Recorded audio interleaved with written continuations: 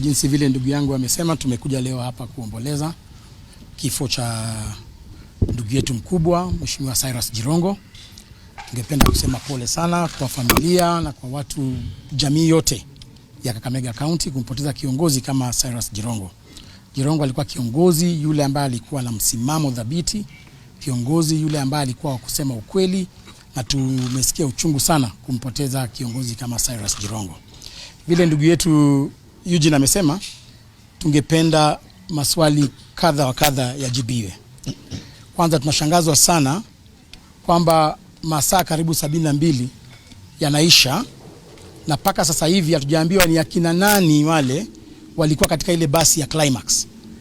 Hatuwezi kuwa na Waluya 65 wanasafiri wakienda nyumbani, wapate accident ambayo ndugu yao amekufa, alafu hakuna jina hata moja.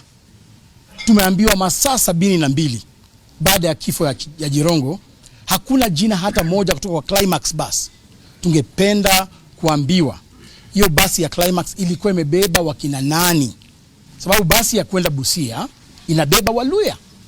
Haituwezi kuwa tumempoteza Mluya hapo, alafu jamaa mmoja peke yake ndio anakuja kusema kwamba alihusikana na hiyo accident. So masuala haya sisi kama jamii tunasisitiza Rais wa Jamhuri ya Kenya kupitia uongozi wake aambie hao DCI kwamba we want those answers. Hatutaki maneno ambayo imeanza kuwa katika magazeti leo. Mnaona wanaanza kuwekelea kusema kwamba kulikuwa na handbag katika gari. We don't want those side shows.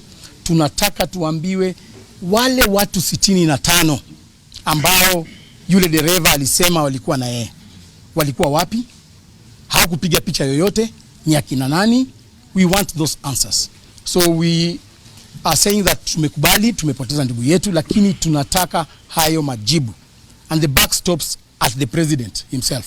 Yeye aamurishe vile anaamurisha vitu zingine, aamurishe masuala haya yafanyike. Rais William Ruto, tunakuomba kama jamii, tafadhali amurisha DCI, amurisha wale watu wote kupeleleza maneno haya ya Jirongo. Kabla tumzike, tunataka majibu haya. Tungependa tumwalike